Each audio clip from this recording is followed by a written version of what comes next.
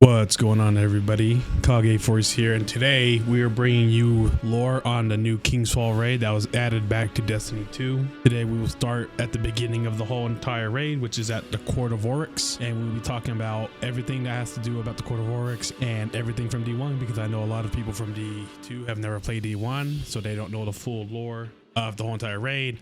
We just started at the beginning. This is going to be a great lore video. Hope you enjoy. We will be starting off with the Book of Staros, verse 3.2, the High War. Now, in this time of diaspora, there was a war between Oryx and Savathun and Xivu-Arath. Brother Oryx, Savathun said, "Do not forgive my betrayal. Instead, take vengeance upon me for what I did at the Dry Moon." And Oryx made war on her in worship of the deep. Between them stood Xivu-Arath, saying, "Stop, or I will kill you. War is mine, and I am strongest." This was how they worshipped. For 20,000 years, they fought across the moon, and they fought in the abyssal plains in lightning palaces of each other's sword spaces. And they killed each other again and again so that they could practice death. Such was their love. At last, many moons came to many worlds, and it was time to go to war on life. Oryx said, "I shall establish a court, and whoever comes into this court may challenge me. My court will be the High War. It will be a killing ground and a school of the sword logic we have learned from our gods." Savathun thought this was a great idea. She made a court called the High Covenant. Xivu-Arath said, "The world is my court wherever there is war." And altogether, the High War was talking about the three courts that siblings made for how they get tribute, and how one is war, one is a covenant, and one is Oryx's court, kind of like a battleground type thing. And, you know, people can challenge him, and pretty much Oryx would win all this time and get two before himself. Now we will be talking about the Court of Oryx. Oryx ascends from the netherworld. The knights like hot stone, the beasts like scarred bone walk at his side. Who walked in front of him? His daughters, with the truth between them. Who walked at his side? His priests of worms, who tribute tasted like an egg. Who walked behind him? Golgoroth, who festered. Who walked within him? Satiated worm. It was hungry, but it fed. They preceded him. These ones surrounded Oryx. They were beings who know no rest or doubt, who eat nor shed any flesh, who drink no pure poison, who take away the weaknesses from the weak, whose violence is tied to Oryx, so that he may devour without being devoured. The Court of Oryx is where high-powered Hive would fight any challengers, lower-ranked Hive that would come and fight them. Winner, most likely being the higher-ranked Hive, would win, and their tribute would be sent to Oryx. That way Oryx did not have to fight. He didn't take away Xivu-Arath's tribute, which is war. She is all about war, and that's how she gets her tribute. So Oryx made his court and had people fight on his behalf, which in turn would give him tribute and make powerful.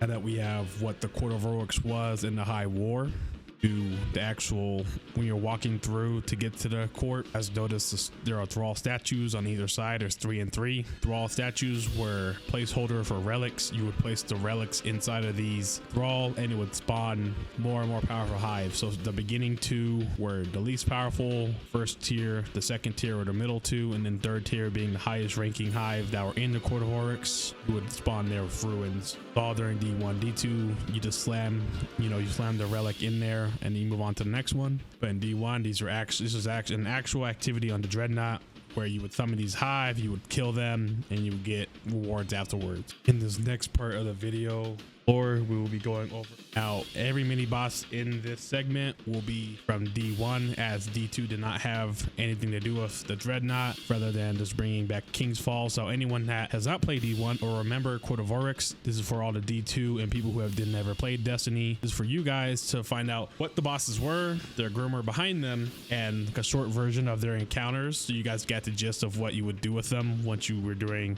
the Court of Oryx and how you would beat them. All right, first up for bosses that you would face: 3 Witch Sisters, Alzok Dal, Gornuk Dal, Xyrok Dal. First, before my daughters, I saw Alzok lead her sisters through the eye, saying death will be our coven. With black fire and gray blade, Gornuk consecrated their singing. They cut their death away. To Xyrok I said, "Show me the place where you have hidden your death. I am Oryx, your lord." "Oryx, my lord," she said, "have hidden our death in each other so that we will never be alone."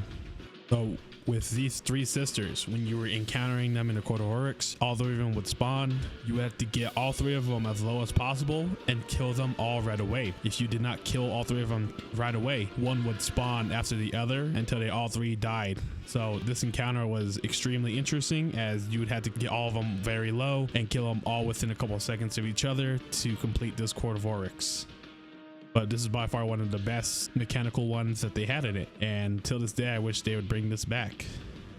Next on our list is Bauer, daughter of Savathun. To Bauer I entrust, with bitter tongue, a terrible work. Daughter of Savathun, untouched by time, your death is hidden well. You will be suzerain of metabolisms. Gather up the lie shapes. Eat nor mock them as you crave. Instead, learn to chew them into poisons. Craft for me a flawless armor word. Separate the deaths from the dying.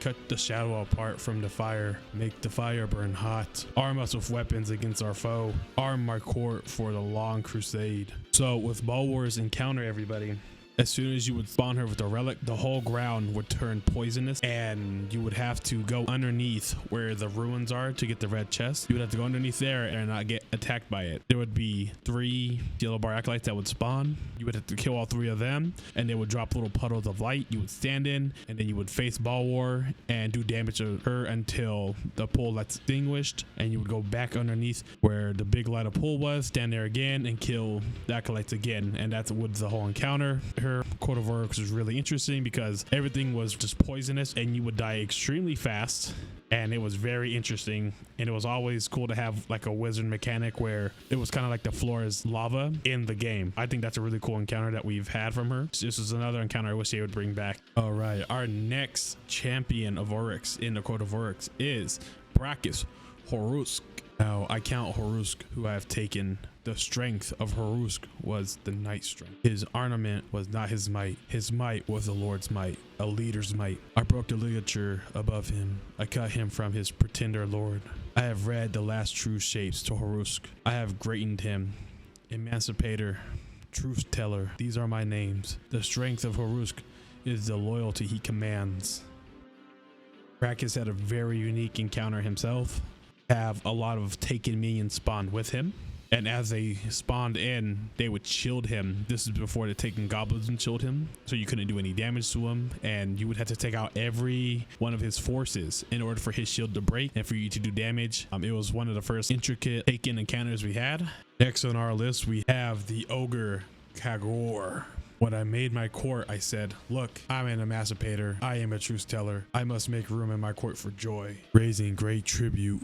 I took counsel with my vanquisher worm. It spoke to me. It was a speech of truth. It ate of me. It was the pact I made. It showed me a shape. It was the correct shape of joy, saying, this is a shape of joy, O ruler mine. Come forth, Kagore, and be created into my court. Speak of your sport. I compel it. I will compare it to this shape. Saith Kagore, world render, who split all moons. My joy is mastery and dominion. It is the joy of rule, saith Kagore. Compel the loyal of all new flesh, huge and furious in its hunger, that which may not otherwise be commanded. My death is hidden in this sport. I rendered my decision against her as Oryx, geometer of shapes. It was decided on the taste of her tribute, upon the shape of her sport. Saith Crota, my son, I will raise new flesh that even Kagore cannot rule. In this way, I will expand our might. That is the court of my court. Oh, you'll listen to it carefully. It is my claim. So Kagore was actually a really cool encounter. He was this mega big ogre that would just blast you with his eyeball. He had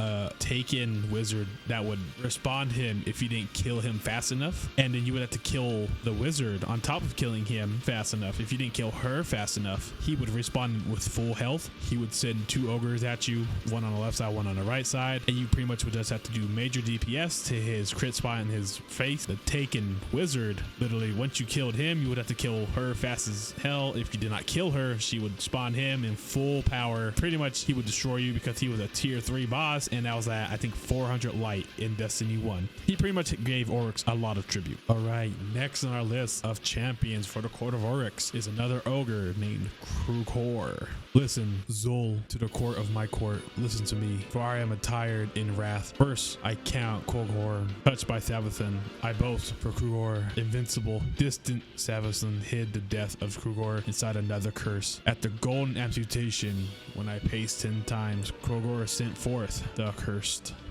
Kruger was just a tier 1 boss. He is really cool in the Court of Oryx because he was the first Ascendant Hive to be called upon the Court of Oryx. So basically he was the first champion Oryx had to put in the Court of Oryx, which I find really cool that he did that for an ogre. And if you guys know any of the lore for Oryx, he wasn't like other like high tier Hive. He actually gave like some care into the ogres where most ogres were just experimented on. Oryx actually cared in some capacity for these ogres that he deemed special. So I think that's really cool. All right, next on our list we have is Locar, Wizard of Nothing. Who is this nameless thing? Fell upon Omnigul, whose aspects multiply, saying, I am diminished, give me your death.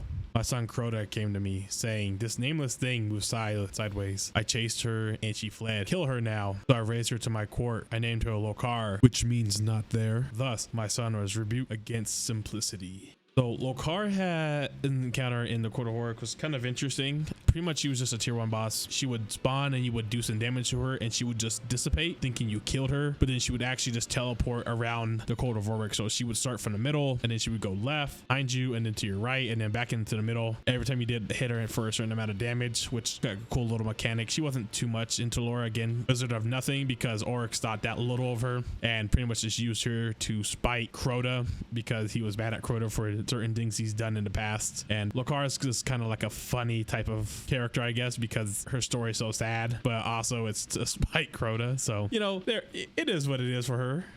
Next, we have 2 knights. One is regular knight, one is a taken knight.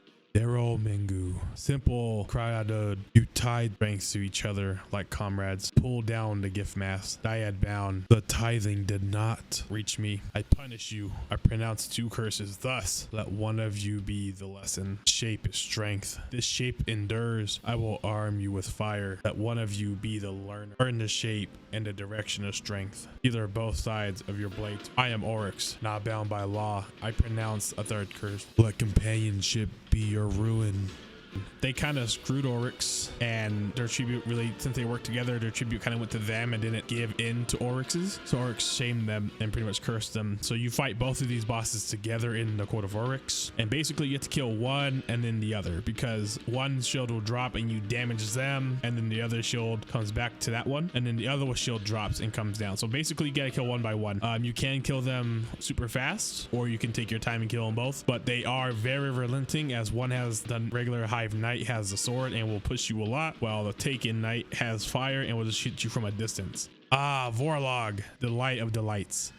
You killed my celebrants and you gave their deaths to me, preaching, I have seen the truth in bronze glass space. This shape is the only god. Exquisite Warlock, your strength was manifold. It was knight strength, mastery of ornaments and techniques. It was wizard strength, the use of arcana. Praise Warlock, general and pragmatist. Warlock, listen, your name means less than me. I defy this.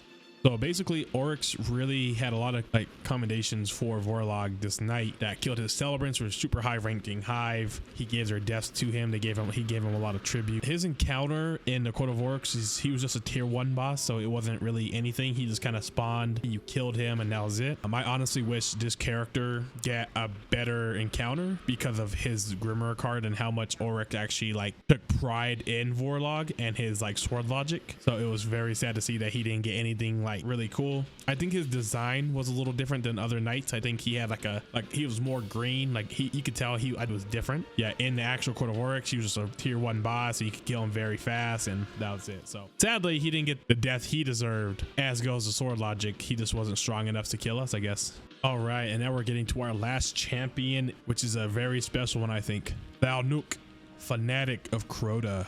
Laugh and laugh at Thalnuk. he is easily deceived. He will never hear this song diminished in sense, fall of purpose. In all ways, Dalnuk mantles Crota, my son. He comes to the high war, my court, greedy to hear me say, welcome, child. My son Crota, hope eater, I taught him with cold edge and spiteful word to ask for nothing. I created Dalnuk to my court so that I may observe my son by faithfully fullest proxy. The last true shape depends on, asks for, venerates nothing.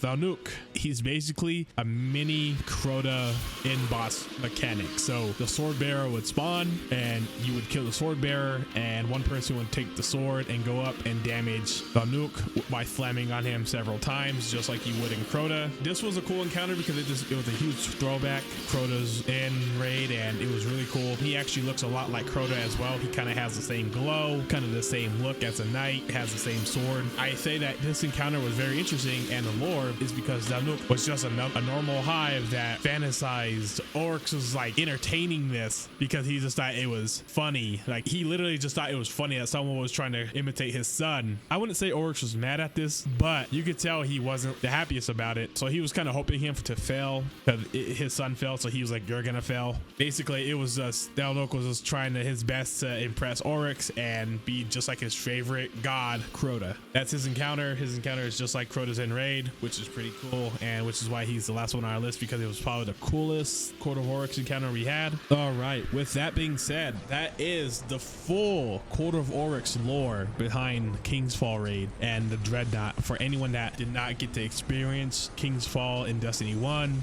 anyone who is new completely to Destiny, anything about the lore, we will be going through every encounter and the lore behind every encounter and the bosses, just so you guys know about King's Fall, which is also my favorite out of all the lore. With that being said, that is all of Court of Oryx. Our next chapter will be the totems and war priests. So thank you guys again for checking out the video. I appreciate you so much. I hope you decide to drop that subscribe if you like the video and want to see more lore videos and content. You know where to find me, here at Kagore Force TV, and I'll see you guys in the next one. Peace out, guys.